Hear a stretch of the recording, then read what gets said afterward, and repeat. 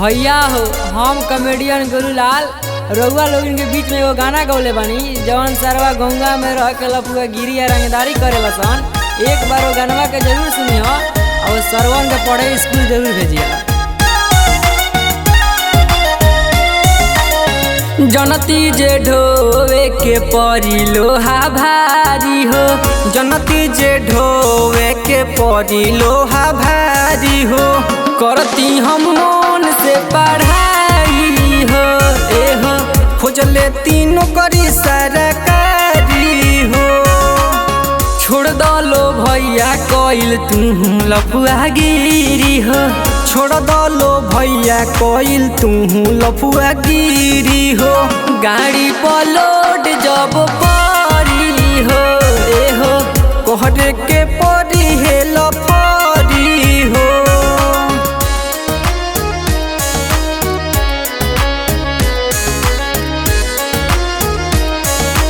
Music by Adrian Babu.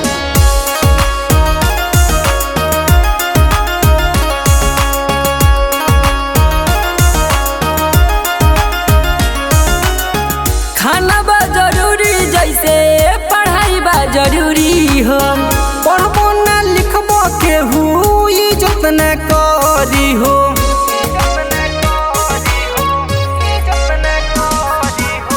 खाना बा जरूरी जैसे पढ़ाई बा जरूरी हो, पढ़बो ना लिखबो केहू इज्जत ना करी हो।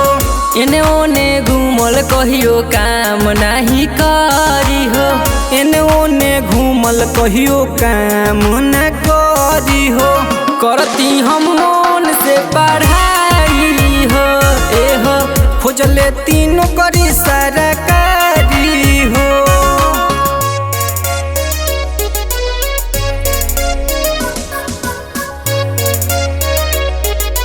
Shivlalita recording studio Maharajganj.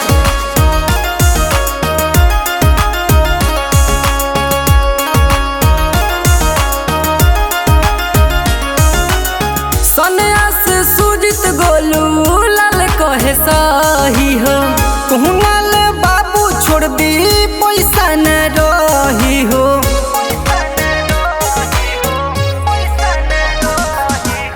सन्यास सुजित गोलू लाल कहे सही हो, कुहनाल बाबू छोड़ दी पैसा न रही हो।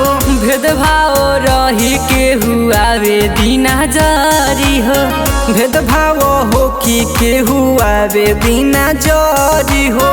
गाड़ी पलोड जब